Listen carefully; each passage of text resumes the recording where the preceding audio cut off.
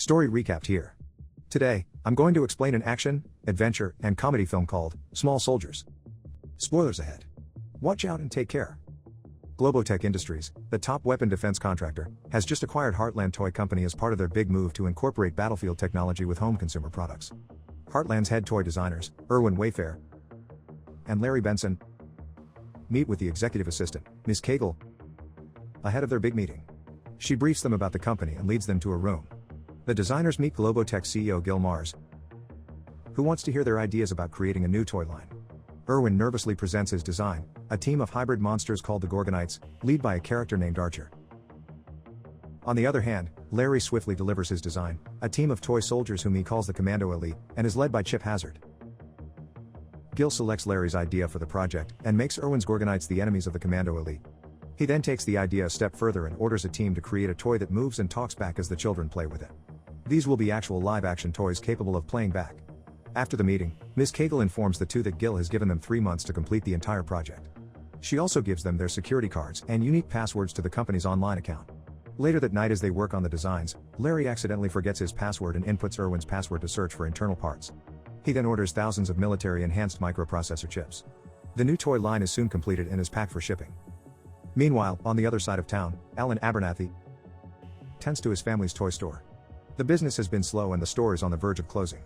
A Heartland delivery truck stops in front of the store and the delivery guy, Joe, lets Alan sign on a couple of shipments for their store.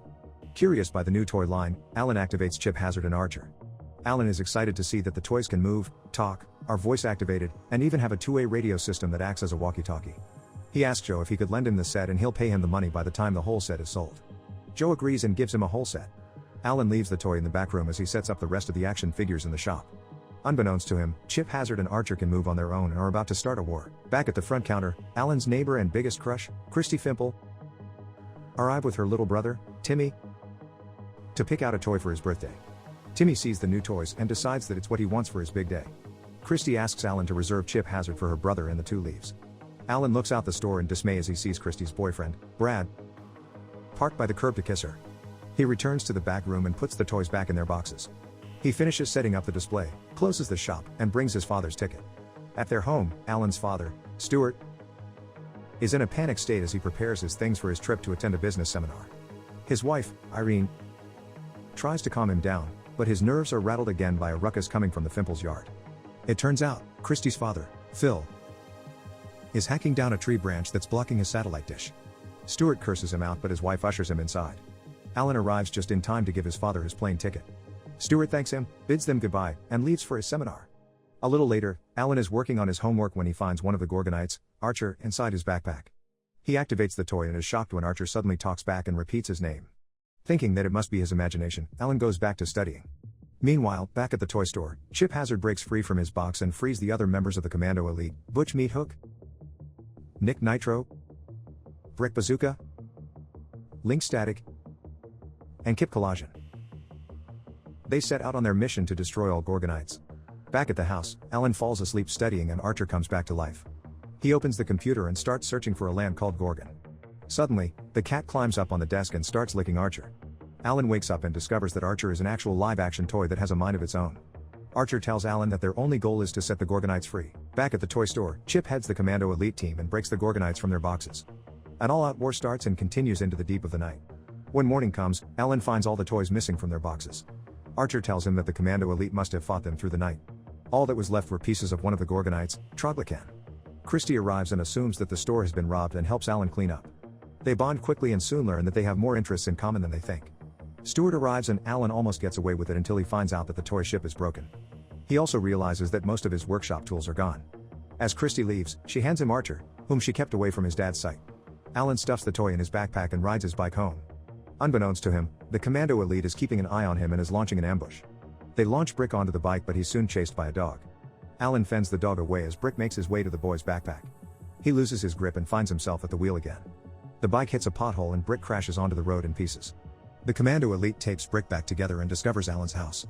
Meanwhile, Alan calls customer service and complains about the toys but no one would take him seriously. Feeling frustrated, he jumps into bed and puts on his headphones, unwilling to talk to Archer. At Globotech, Larry had just finished announcing their new toy line when Erwin played him the tape of Alan's voicemail complaint. Erwin tells him that they can't have dangerous toys on the market or else they'll be forced to recall the line. Larry gives in and Erwin realizes that his colleague placed munition chips from the Department of Defense in children's toys. Back home while Alan is asleep, Archer explores the house. He opens the closet and finds Chip Hazard. The Commando Elite jumps on him and ties him up. In the bedroom, Alan wakes up and finds the soldiers torturing Archer over the sink. The toys run away as he frees Archer. He then takes Nick Nitro and places him inside the sink, destroying his plastic legs. Alan's parents come out to check the commotion and find him with a bleeding hand. As his parents reprimand him, Nick Nitro drags his body up the sink and escapes. Alan tries to explain that it was the toys, but as expected, his parents don't believe him. He ends up confessing that Joe lent him the toys and he was planning to pay him back. They think he's gone insane and send him to his room. In the bathroom, Alan is mad at Archer for not helping him out, but the toy reminded him that he was the one who told him to shut up. The two then form a plan to find the Gorgonites before the soldiers do. In the garage, Chip Hazard rendezvous with his team. Nick Nitro joins them, but his battery has already worn out. They then plan to enhance their weapons with the tools in the garage. The next day, Alan and Archer are back at the toy store. They think about where the Gorgonites might be hiding and Alan realizes that they must be in the trash.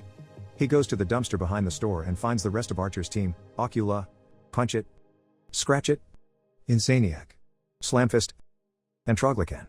It turns out they fixed up Troglocan using the broken radio from the store. Meanwhile, back at Globotech, Larry and Erwin talk to Ralph, the scientist who crafted the microprocessors. They learn that the chips are almost perfect, developing a sense of intelligence through learning, except for one key flaw: they can be destroyed by an electromagnetic pulse. Back at the house, Alan and the Gorgonites hang out in his room just as Christy calls. He invites her out, but she turns him down, telling him that she's already dating Brad. As they innocently flirt, Chip Hazard hacks into the phone wire and listens in on their conversation, and learns that the Gorgonites are alive and in Abernathy's residence. The soldiers finish creating their weapons and set out for their assignments. Alan then learns that the group's main purpose is to look for their home, the Isle of Gorgon.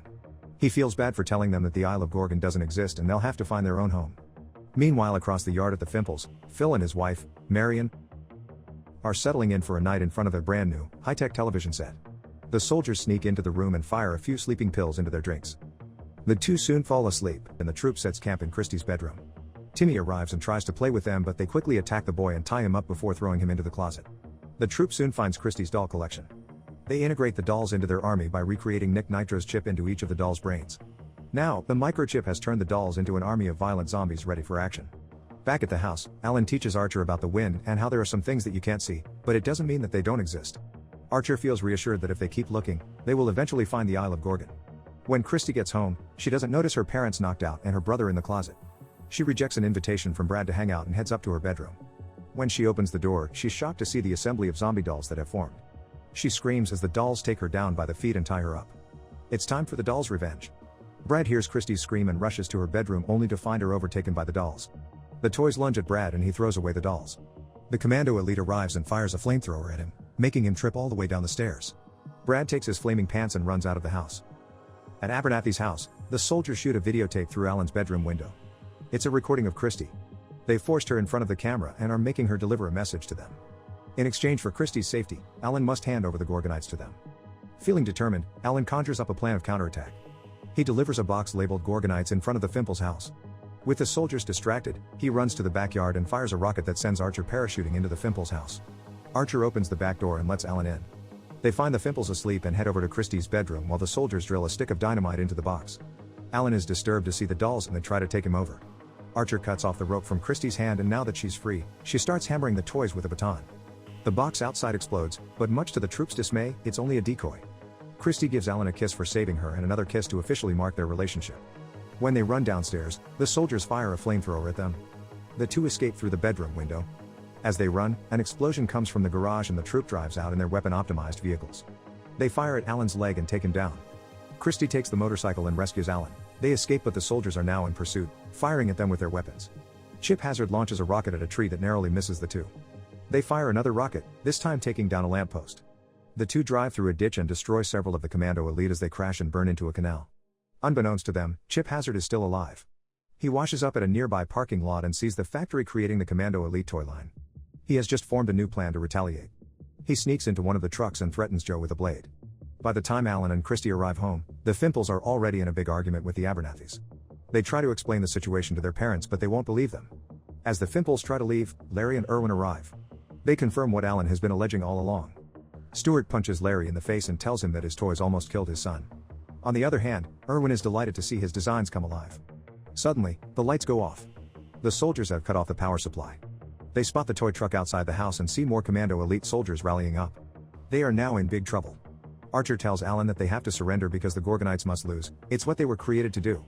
Phil goes out, waving a white flag of surrender, but is quickly pushed back into the house by the overwhelming number of toys plus their huge flamethrower. The speakers start blasting loud music and the soldiers aim nails through the window. The humans and Gorgonites get down as the living room is trashed. They barricade the window and get back, but they soon launch a couple of fireballs into the kitchen. Alan grabs a curtain and starts dampening out the fire while the others hide or guard the windows. Irene grabs a racket as Stuart barricades the door. As they launch more fireballs, Irene tosses them back with her racket, taking down a few of the soldiers. The group formulates a plan and Erwin reveals to them the toy's weakness, which is an electromagnetic pulse. The only problem is they have to create a pulse or a field that is big enough to take all the toys down. The soldiers blow down their fence and bring in more weapons. Alan suggests climbing up to the two transformers outside and fusing them with a metal tool, causing an overload and a magnetic field to erupt and finally get them rid of the elites. As he grabs the tool, Stuart comes in and begs his son to not go through with it. Alan asks him to trust him one more time and his father eventually gives in. The group takes cover and Irene successfully destroys their fireball launcher. Christy sneaks out the back window with Larry and Erwin so that they can turn on all the electronics they own. Irene and Phil are forced to share the closets with Marion and Timmy. Meanwhile, Stuart creates a diversion for the soldiers as Alan runs out. They fire a nail gun at them and Stuart gets hit on the leg. The Gorgonites are now faced with a decision. They must help defend the humans and fight their destinies. As the father and son prepare to get hit by nails, the Gorgonites appear to their defense and start taking out the toys one by one. Alan tells Archer that they should prepare themselves because this force will also fry them too. Archer tells him to go and Alan makes a run for it as his father is caught in a net. At the Fimples, Christy calls the police as the men turn on the electronics. Alan has now climbed his way up the electric pole and comes face to face with Chip Hazard, who starts firing at him. He makes him drop his tool, but Chip's helicopter malfunctions and the vehicle dives towards Phil's satellite dish. As Chip steps on Alan's fingers, he savors the moment for his plan is now coming to fulfillment. Archer looks up and sees Alan struggling and fires an arrow to help him. He launches into the air right next to Chip. A fight ensues and Archer is quickly overtaken by the soldier. Chip pushes Archer off the pole and celebrates his victory. Alan has now gained hold to the pole and grabs Chip and places him between the transformers. Chip screams as the transformers fuse and turns into overload, releasing a large spark that sends Alan down to the ground. He wakes up and sees the horde of toys coming towards him and then his savior, Christy with the lawnmower. She rescues him again just in time as the transformers explode, letting out a huge magnetic field and taking out all the toys almost immediately. When morning comes, the police and an ambulance arrive as well as security from the Globotech company. As the families clean up the mess, a helicopter arrives and Gilmars approaches them. He gives them checks as compensation for the damage and in an effort to avoid being sued. Alan takes the time to apologize to Joe for what he put him through, but Joe forgives him. This doesn't make Alan feel any better, who's still looking for the Gorgonites.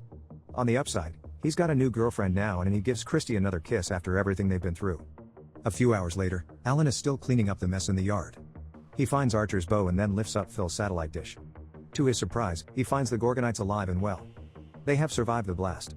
The Gorgonites celebrate their victory and for once aren't feeling like losers. Alan soon takes them to a river by the woods and gives them his dad's toy boat. Now that the Gorgonites are free, they must sail on to find their own Olive Gorgon. Alan pushes the boat into the water and bids goodbye to his friends. Subscribe to watch more videos like this. Turn on notifications. And leave a like, it really helps the channel out. Thank you for watching.